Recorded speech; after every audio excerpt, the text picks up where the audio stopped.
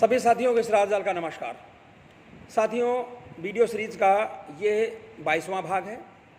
Uttar Pradesh revenue code 2006 की धारा 127 और 128 के बारे में आपसे बातचीत हम कर रहे हैं।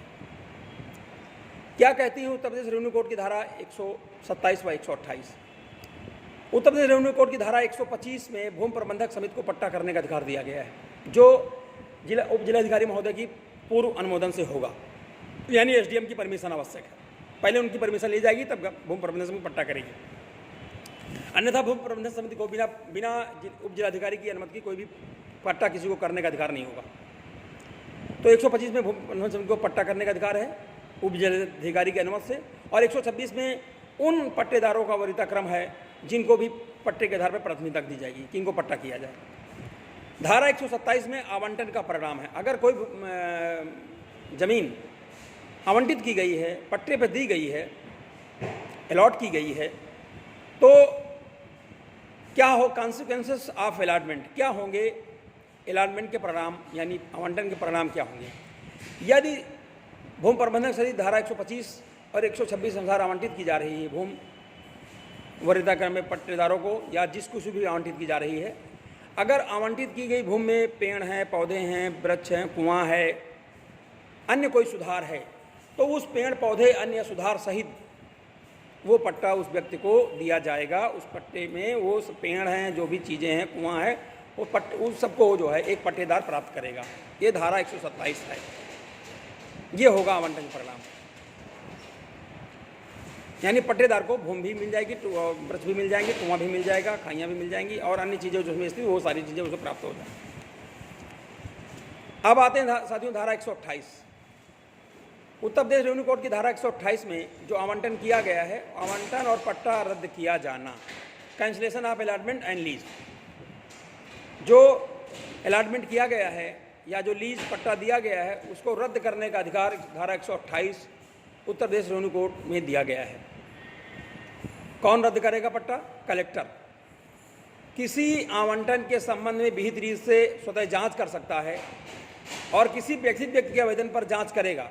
अगर उसको यह समाधान हो जाए कि आवंटन इस संहिता के अधीन बनाए गए नियमों के विपरीत हुआ है, तो इस संहिता के प्रारंभ होने के पूर्व किए गए आवंटन की स्थिति में ऐसे प्रारंभ के दिनांक से 5 साल के भीतर जो है जिलाधिकारी ऐसे आवंटन को रद्द कर सकेगा।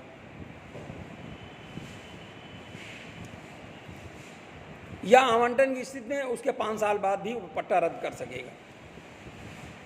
और जब पट्टा कलेक्टर महोदय रद्द कर देंगे, तो उसमें जो वृक्ष हैं, जो कुआं है, या पट्टेदार ने और भी वृक्ष लगाए हैं या और भी उसमें कोई सुधार किया है, उन सबके सहित वो पुनः भूमि जो है ग्राम सभा में जो है शामिल हो जाएगी। ग्राम सभा में शामिल हो जाएगी, ग्राम सभा में वो जो पट्टा प्रवर्तित हो जाएगा।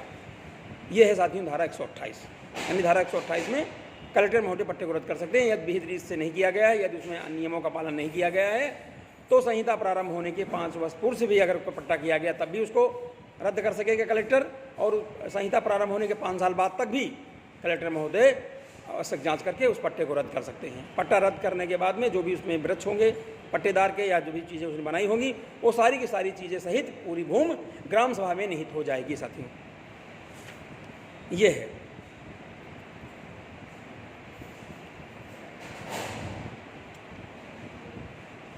अगर किसी व्यक्ति को असंगठित अधिकार वाले भूमिधर के रूप में आवंटित की गई है, तो वहाँ वो आवंटन का पट्टा निरस्त करने बजाय ये भी निर्देश कलेक्टर महोदय दे सकते हैं कि आवंटित या पट्टेदार को धारा 125 के खंड ख के अधीन आसामी माना जाए।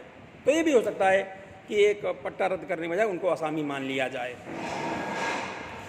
लेकिन क्या पट्टा रद्द करने के बाद में पट्टेदार का हक उसमें बना रहेगा? जी नहीं। पट्टा रद्द होने के बाद में, आवंटन रद्द होने के बाद में उस व्यक्ति को तुरंत ही उस भूमि से कब्जा छोड़ना पड़ेगा। अगर वो आदमी पट्टेदार कब्जा नहीं छोड़ता है भूमि का पट्टा रद्द होने के बाद में, तो जिलाधिकारी महोदय बल प्रयोग के द्वारा, फोर्स के द्वारा जो है उस पट्टे को खाली करा देंगे। अब आते हैं धारा 129 पे। उत्तर प्रदेश रेवेन्यू कोड की धारा 129 जो है आवंटित या सरकारी पट्टेदार को कब्जा देने की बहाली। धारा 129 में जो भी अलॉटी होता है या जो गवर्नमेंट लीजी होता है, उसको कब्जा देने का काम धारा 129 में किया गया है। उत्तर प्रदेश रेवेन्यू कोड की धारा 129 में जो भी सरकारी पट्टेदार है उसको कब्जा देने का काम धारा 129 में बताया गया है। तो धारा 129 में कब्जा देने का काम जो है किया जाता है और जो है कलेक्टर महोदय जो है इसको कब्जा देने का काम करते हैं। अगर वहाँ पर कब्जा कोई नहीं मिल रहा है या कब्जा किसी और का कब्जा उसमें है तो बल प्रयोग के द्वारा जो है आवंटी व्यक्ति को या सरकारी पट्टेदार को वो कब्जा दिला सकते हैं। तो साथियों, इस वीडियो में आज इतना ही। आपने इस वीडियो में धारा 127, धारा 128 और धारा 129 के बारे में जाना। धारा 127 में आवंटन के परिणाम हैं। धारा 128 में आवंटन का रद्द या पट्टे का रद्द किया जाना है कलेक्टर महोदय द्वारा। धारा 129 में कोई भी आवंटी हो, एलाटी हो या सरकारी पट्टेदार, गवर्नमेंट लीजी हो, सरकारी पट्टेदार हो, उसको अगर कब्जा नहीं मिल रहा है तो कब्जा देने की बहाली का काम धारा 129 में किया गया है।